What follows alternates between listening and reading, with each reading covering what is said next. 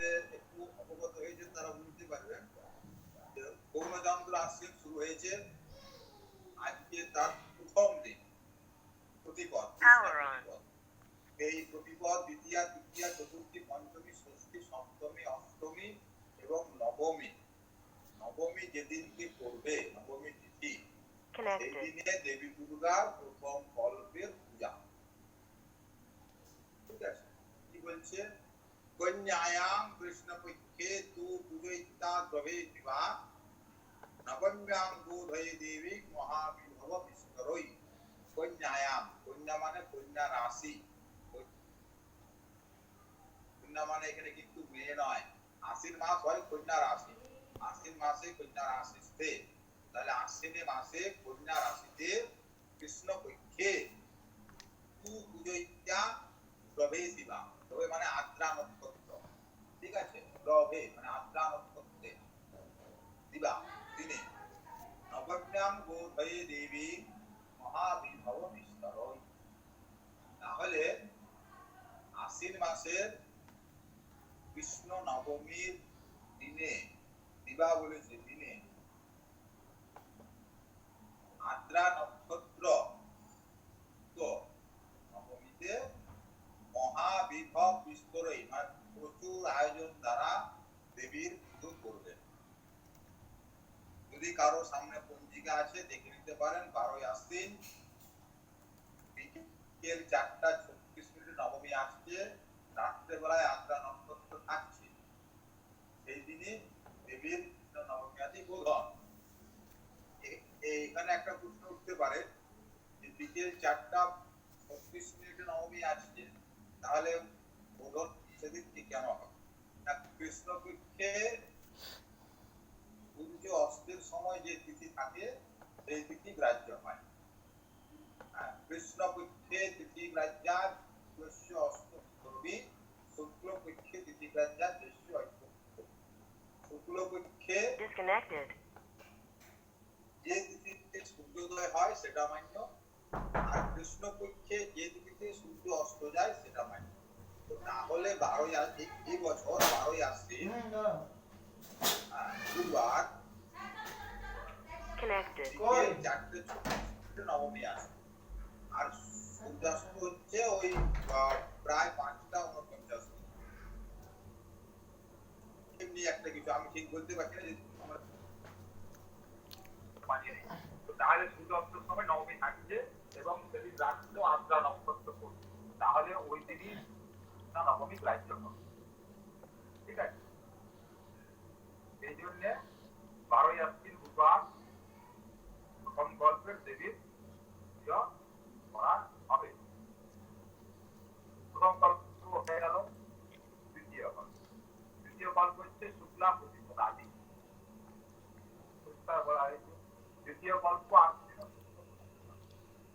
আশ্বিন মাসের শুক্ল প্রতিপদ। শুক্ল প্রতিপদ মানে অমাবস্যার পরে যে প্রতিপদ তিথি, এটা কিন্তু মুখ্য চান্দ্র আসছে, মনে রাখবে।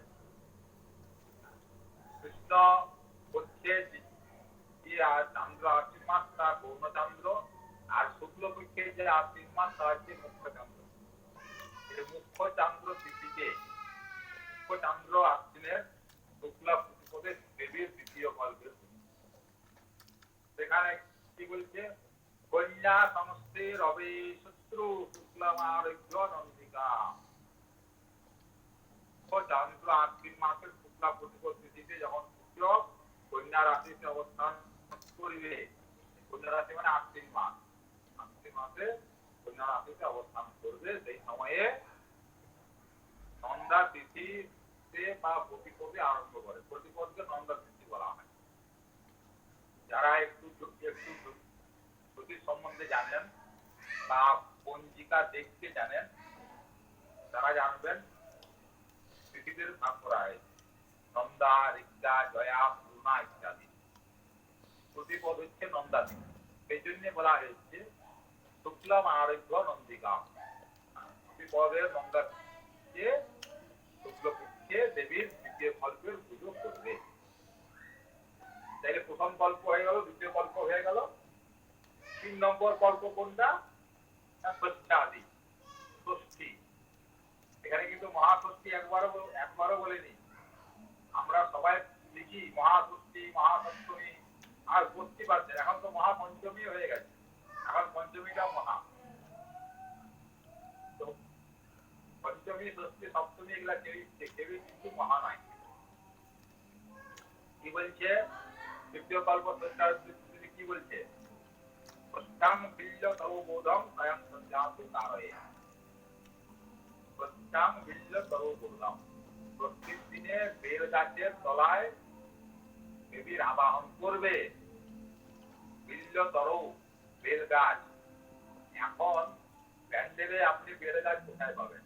তো সেই প্রতীকী হিসেবে একটা বেল গাছের ডাল দিয়ে সেখানে পুজো করা হয়। উপায় নেই, যন্ত্র অবস্থা তন্ত্র ব্যবস্থা করতে হয়, কিন্তু ওটা শাস্ত্রীয় নয়। এখন আপনি প্যান্ডেল পুজোতে বেল গাছ আপনি পাবেন না, সেখানে বেলডাল করবেন। হ্যাঁ, বেল গাছ পেতে পারেন যদি একটা টবে বেল গাছ লাগিয়ে রাখেন, সেখানে কিন্তু করা যাবে। আবার কেউ কেউ বলবেন যে না, গাছে ফল না আসা উদ্দেশ্য করা যাবে না। কে কি বললো সেটা নিয়ে আমাদের মাথা খারাপ করে দরকার নেই। মানে আমরা যদি বেল ডাল নিয়ে পুজো করতে পারি, তাহলে একটা বেল গাছের চারা তো আমরা পুজো করতে পারি, ঠিক কিনা? যেখানে বেল গাছ নেই সেখানে তো টপের দিয়ে তো কাজ হয়ে যাবে। আমি তো সেটাই বলছি। ঠিক আছে, ঠিক আছে। তারপর সায়ং সন্ধ্যাসু কর্ম, সন্ধ্যাবেলায় অধিবাস করবেন। ঠিক আছে, সকালে বেল গাছে দেবী, বেল গাছের তলে বা বেল গাছের কাছে দেবীর আবাহন করলেন, সন্ধ্যাবেলায় অধিবাস করতে হবে। কেন অধিবাস করতে হয়? কারণ এখন দক্ষিণায়ন, এখন দেবতারা নিষ্কৃত আছে, তাদেরকে জাগাতে হবে। সেই জাগানোর কারণে পূর্বদিন অধিবাস। জগতের সাউন্ড প্রয়োগ করবো।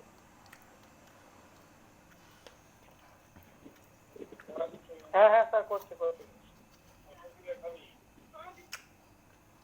তো এই জন্যে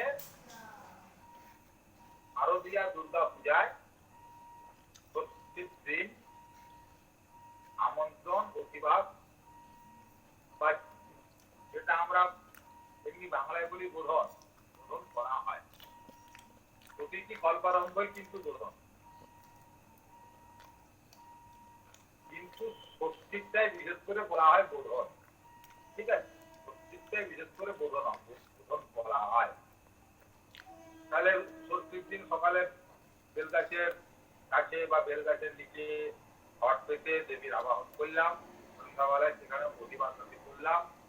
অনেক অনেক জায়গায় আছে সেই দিনই সন্ধ্যাবেলায় নবপত্রিকা বেঁধে রেখে দেয় এবং সকালে সেই নবপত্রিকাটিকে পরিণতি নিয়ে গিয়ে স্নান করায়। পরের দিন অর্থাৎ সপ্তমী।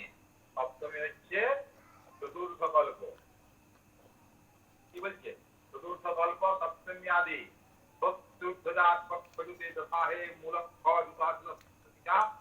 আরভ্য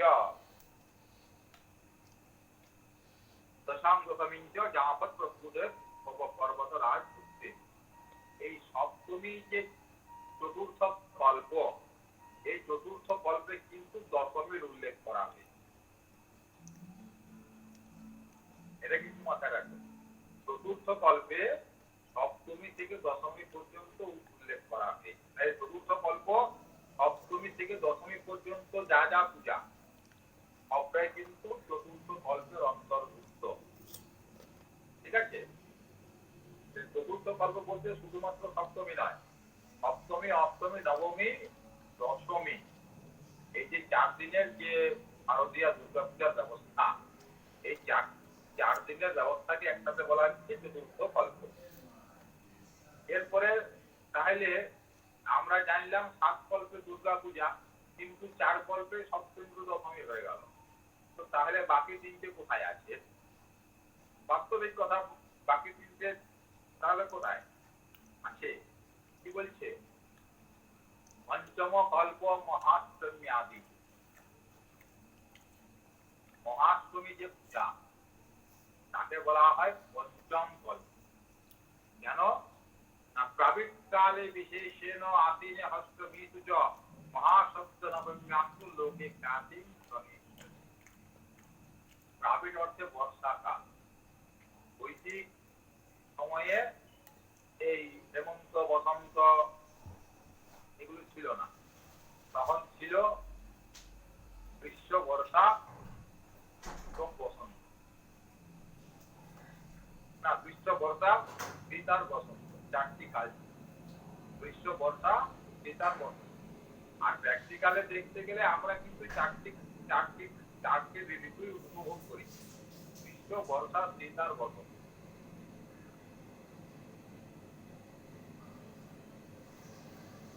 শরৎ আর হেমন্ত কাল, ওই যখন কাশ ফুল ফুটে তখন মনে হয় শরৎকাল। আর ওই যখন তোমার কোকিল লাগে, না কোকিল তো লাগে বসন্তকালে। হেমন্তকাল কোথায়? ওই হোলি খেলা হয়, মানে বলা হয় হেমন্তকাল। এই দুটো পার্বণের জন্যই আমরা শরৎ আর হেমন্ত বুঝতে পারি, কিন্তু সরি ভুল বলছি, হেমন্তকাল নয়, কার্তিকের নবান্ন পরে। হ্যাঁ নবান্ন, ঠিক ঠিক। আমি তো বলছি যে আমি যদি ভুল বলি আপনারা একটু মানব করবেন, মানব মাত্র করতে পারেন। তো এই এই শুধুমাত্র দিকে আমরা শরৎ আর হেমন্তকালকে মনে করি, কিন্তু অ্যাকচুয়াল মানে বাস্তবিক অভিজ্ঞতায় বছরে চারটি ঋতু, গ্রীষ্ম বর্ষা শীত আর বসন্ত।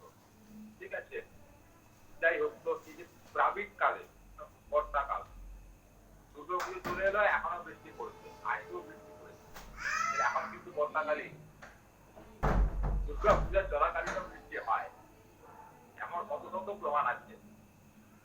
হয় দুর্গা পূজা চলাকালীন বৃষ্টি হয় কি হয় না?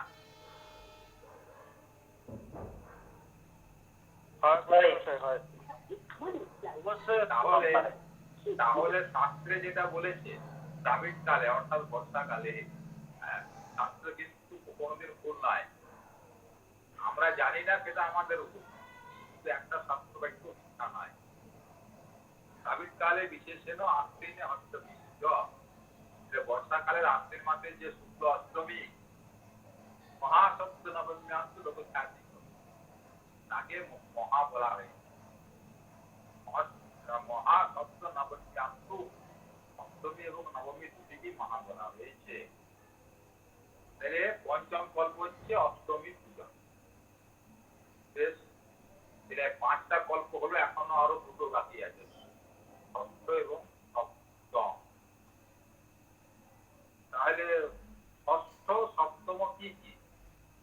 ষষ্ঠ সপ্তম মহাষ্টমী মহানবমী। পঞ্চম কল্পে অষ্টমী এবং নবমী পুজো হলো, চতুর্থ কল্পে সপ্তমী অষ্টমী নবমী দশমী চারটে পুজো, পঞ্চম কল্পে মহাষ্টমী আর মহানবমী, আর ষষ্ঠ এবং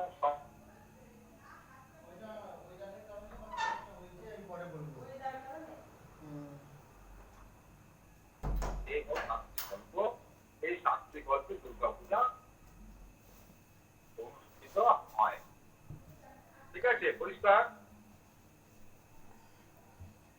তাহলে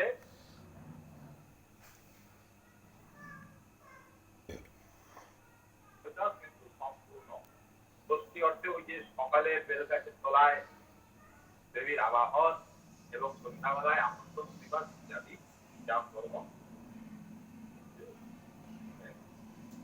তাহলে আমাদের দ্বিতীয় গল্প সম্পূর্ণ।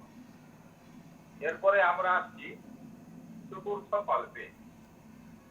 চতুর্থ কল্প অর্থাৎ সপ্তমী। এর আগে একটা কথা বলে দিই, দেখবেন পঞ্জিকাতে সপ্তমী পূজা, মহাষ্টমী পূজা, সন্ধি পূজা, মহানবমী পূজা এবং দশমী কৃত্যের সময় উল্লেখ করা থাকে, এবং তার সাথে উল্লেখ থাকে পূর্বাহ্ন মধ্যে বা জাতক লগ্নে বা চর লগ্নে। ঠিক আছে, জললগ্ন বা পূর্বাহ্ন এগুলো জেনে নিতে হবে এবং সেই সময়ের মধ্যে যা সম্পূর্ণ করা বিধেয় সম্ভব না হলে দেখবেন সেখানটাকে কল্পারম্ভ প্রশস্ত শুধুমাত্র কল্পারম্ভটা সম্পূর্ণ করবেন সময় অভাবে, যেটা আমাদের বড় বড় প্রতিমতারা তাকে বলেছেন যে সময় অভাবে আপনি সংকল্প করতে পারেন। আপনি সেখানে পঞ্চপ্রচারে করুন বা সামান্য অন্ধপ্রচারে করুন, কিন্তু প্র্যাকটিক্যালে আপনি একটা প্যান্ডেলে পুজো করতে যাবেন, সেখানে যদি সময় অভাবে 8 ঘন্টা পুজো করে দেন, পূজা কমিটির লোক আপনাকে ডান্ডা নিয়ে আর আটপা আটতে রাখবে। আমি এটা আপনাকে প্র্যাকটিক্যালটা বলছি, আমি এখন শাস্ত্রের কথা বলছি না। আপনি একটা বড় প্যান্ডেলে পুজো করতে গেছেন, প্যান্ডেলের পুজোয় আপনার জোগাড় নেই, আপনাকে সমস্ত জোগাড় করে দিতে হবে। সমস্ত জোগাড় করে দিলে আপনাকে 1 ঘন্টা সময় দিতে আছে। তা আপনি যদি মহাষ্টমী পূজা বা সপ্তমী পূজা 1 ঘন্টার মধ্যে শেষ করে দেন, তখন কিন্তু কমিটির লোক আপনাকে শাস্ত্র দেখবে না। কমিটির লোক দেখবে আপনার পিঠটা, আর আপনি দেখবেন কমিটির লোকের হাতে ডান্ডাটা। এটা কিন্তু মাথায় রাখবেন। আমাদের কেবল শাস্ত্র মাতৃত্ব ব্যক্তিক কর্তব্য না নির্ণয় যুক্তিহীন বিচারে তু ধর্ম কর্ম হানি বোঝাইতে। সবসময় শাস্ত্র বাক্য অনুসরণ করলে ধর্ম এবং কর্ম উভয়ের হানি ঘটে, এটা কিন্তু শাস্ত্রে বলা আছে। কিন্তু চেষ্টা করবেন, যেহেতু আমরা মহামায়ার করছি, বিধিবিধান অনুসারে করাটাই শ্রেয়। এটা আমার ব্যক্তিগত মতামত এবং শাস্ত্রের মত। কিন্তু সময় সাপেক্ষে ব্যবস্থা অনেকে করে নিতে হয়। যেমন ধরুন, একটা জিনিস ছাড়া দুটো পূজা হবে না, কিন্তু সেই জিনিসটি আপনার জোগাড়ে নেই বা সেখানে পাওয়া যায় না, আপনি কি করবেন? ততভাবে ফুল পুষ্প বা ততভাবে জল দিয়েও কাজটা করবে। তেমনি একান্তই যদি সময়ের অভাব হয় বা না করতে পারেন, তখন যন্ত্র অবস্থা তন্ত্রের ব্যবস্থা করে কর্ম সম্পাদন করবেন। কিন্তু মহামায়ার কাছে ক্ষমা প্রার্থনা করবেন যে আমি এটা ইচ্ছাকৃত করছি না, এটা আমি পরিস্থিতির চাপের করে করছি। ঠিক আছে? এই যেমন ধরুন সপ্তমী, কোনো বারায় এরকম হয়ে যায় যে সপ্তমী সকাল 10টা অবধি থাকছে, তারপরে অষ্টমী তিথি পড়ে যাবে। আপনি সকালে 7টার সময় বা 6টার সময় শুক্লপক্ষের কর্ম, শুক্লপক্ষে যতক্ষণ পর্যন্ত না সূর্য উঠছে আপনি কর্ম আরম্ভ করতে পারেন না। তাহলে ধরুন মোটামুটি সূর্য উঠছে সকাল 6টা, আপনি 6টাতেই চলে গেলেন নবপত্রিকা নিয়ে নদী বা পুষ্করিণীতে স্নান করাতে, কিংবা অনেক প্যান্ডেলে থাকে যে প্যান্ডেলের বাইরে একটা কোনো জায়গাতে স্নান করায়। তো প্যান্ডেলের বাইরে একটা, যেটা আমাদের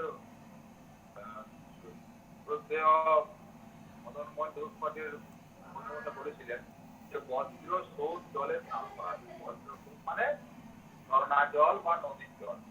এবারে আপনি যদি সামনে নদী না পান, প্যান্ডেলের সামনে ঝর্ণা না পান, কি করবেন? আপনি কি বালতি জলে স্নান করাবেন? এমনও তো অনেক জায়গাতে আছে মণ্ডপে পুজো হয়, যেখানে আশেপাশে কোনো বাঁধ, পুকুর, নদী, ঝর্ণা নেই। এখানে কি হবে? উনি সেখানে ব্যবস্থিত বলেছিলেন যে মণ্ডপের বাইরে শুদ্ধ জল, মানে নদীর জল বা গঙ্গার জল এনে নবপত্রিকা স্নান করে মণ্ডপে প্রবেশ করবেন। কারণ সপ্তমীর দিনে পঞ্জিকাতে পরিষ্কার লেখা আছে বা পূজা পদ্ধতির বইয়েও পরিষ্কার লেখা আছে কর্তৃ প্রবেশ বা নবপত্রিকা প্রবেশ স্থাপন, তাইলে নবপত্রিকা আপনাকে বাইরে থেকে স্নান করিয়ে এনে মন্দিরে প্রবেশ করাতে হবে।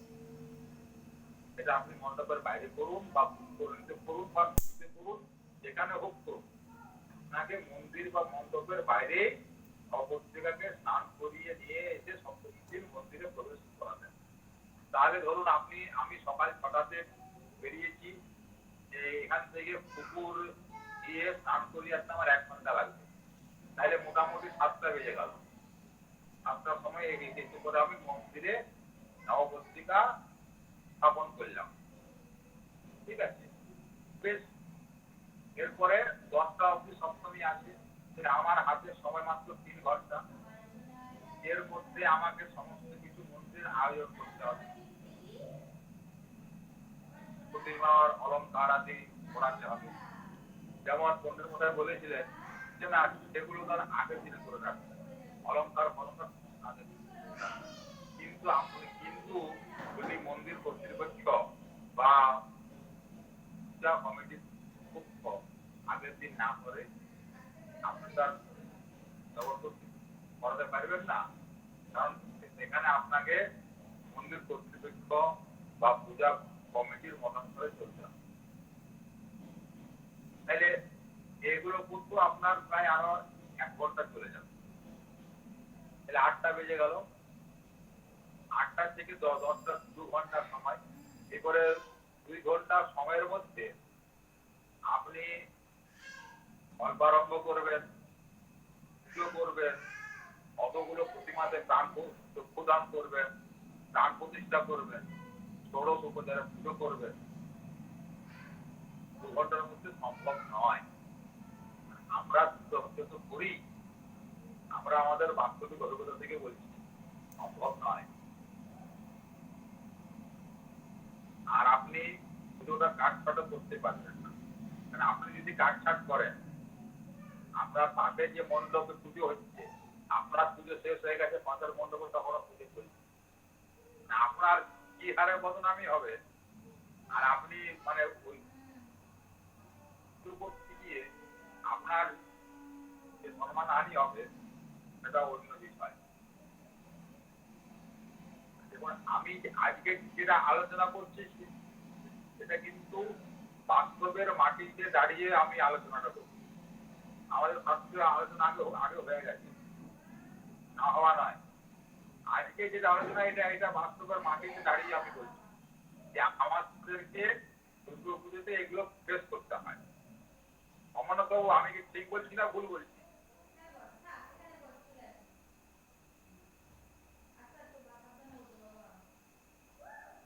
অমরনাথবাবু যদি আছেন, আমি যে কথাগুলো বলছি এগুলো কি ঠিক না ভুল? একদম সঠিক কথা। আপনারা একদম বলুন দাদা, বলুন। বাস্তবের সঙ্গে পুরো মিলিত ভাবে আপনি বলছেন, যেটা আপনারা ঘটতে পারে বা যাদের হয়। আপনাদের মধ্যে যারা পুজো করেন, অনেকেই তো আছে যারা আপনারা দুর্গা পুজো করেন, তারা সত্যি করে বলুন তো যে দুর্গা পুজো বলতে গিয়ে আপনারা এরকম ঘটনার সম্মুখীন হন কি হন না? যারা করেন একমাত্র তারাই বলুন।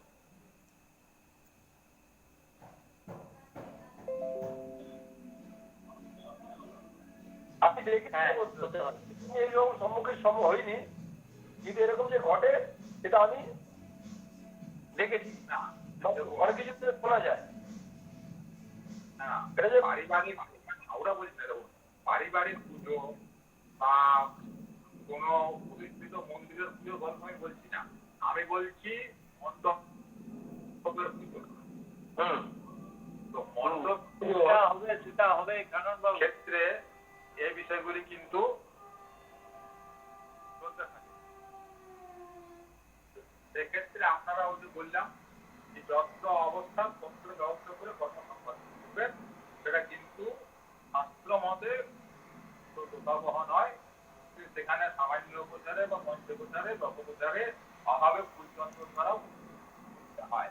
আমি এমনও মণ্ডপে আমি পুরোহিত পাঠিয়েছিলাম দুর্গা পুজোর জন্যে, এমনও মণ্ডপ পাঠিয়েছি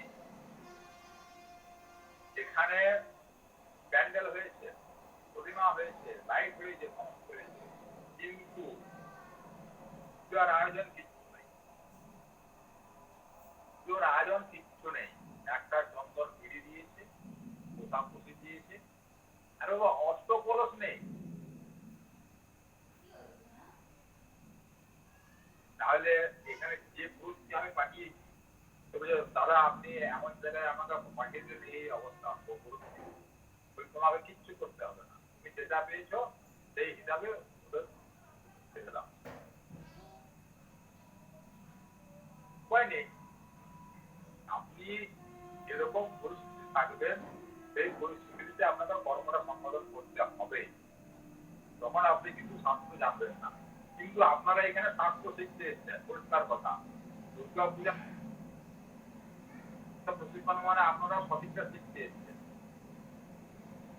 সঠিক হিসাবে করতে গেলে আপনাদেরকে ঠিক সময় মতো সঠিকভাবে কাজটি করতে হবে। যেহেতু শুক্লপক্ষে তিথিগ্রাহ্যার দৃশ্য অদ্ভুত রবি, কৃষ্ণপক্ষে যেটা কৃষ্ণনবমী করলাম সন্ধ্যাবেলায় ঠিক আছে, কিন্তু শুক্লপক্ষে যে ষষ্ঠী, সপ্তমী, অষ্টমী, নবমী এবং দশমী প্রতিটি পুজো কিন্তু সকালে সূর্য ওঠার পরে হবে। এক্ষেত্রে আপনারা বলতে পারেন যে সন্ধি পুজো রাখতে হয়। সন্ধি পূজাটা তো একটা বিশেষ সময়ের পূজা, যখন অষ্টমী তিথি এবং নবমী তিথি সংযুক্ত হচ্ছে, তার যে দুটি দণ্ড, যে দণ্ড, এক দণ্ডে 24 মিনিট, এই 24-48 মিনিটটা সন্ধিক্ষণ। শারদীয়া দুর্গা পূজায়, বাসন্তী দুর্গা পূজায় কিন্তু এই সকল বোধনাদির কোনো বিষয় নেই, অল্পারম্ভ কোনো বিষয় নেই, শারদীয়াতেই যা বিষয় আছে। তো এই যে দণ্ডটি, এই দণ্ডটি আপনার সকালেও করতে পারেন, অনেকবার হয়েছে, অনেকবার কিন্তু গতবারই মনে হয় সকালে ছিল সন্ধি পুজো, সকাল ওই 8:30 না 9টার সময়। তো আমরা সকাল 6টাতে অষ্টমী পুজো আরম্ভ করি। হ্যাঁ, অষ্টমী পুজো মহাপূজা, অষ্টমী পুজোর দিনে সমস্তই আছে, স্নান আছে, পূজা আছে, তারপরে ষোড়শ উপচারের পূজা আছে, অষ্টনায়িকা, রুদ্রচণ্ডী সকলের আবাহন আছে, পূজা আছে। হ্যাঁ, অষ্টদল পদ্ম এঁকে তার মধ্যে সমস্ত শক্তিদের আবাহন করে তাদের পুজো আছে। তাহলে মোটামুটি 2 ঘন্টা আপনার লাগবে। এই অষ্টমী পূজা আপনি যদি সময়ভাবে 1 ঘন্টায় করেন, শাস্ত্রসম্মত, আপনি সময় অভাবে সংক্ষেপে করছেন, কিন্তু আপনাকে কর্তৃপক্ষ কমিটি ছাড়বে না।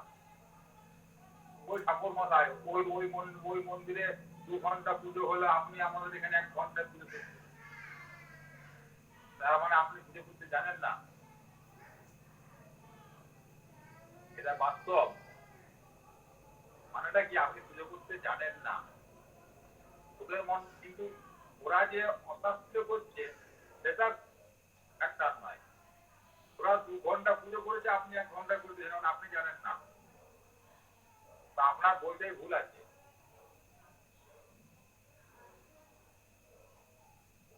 তো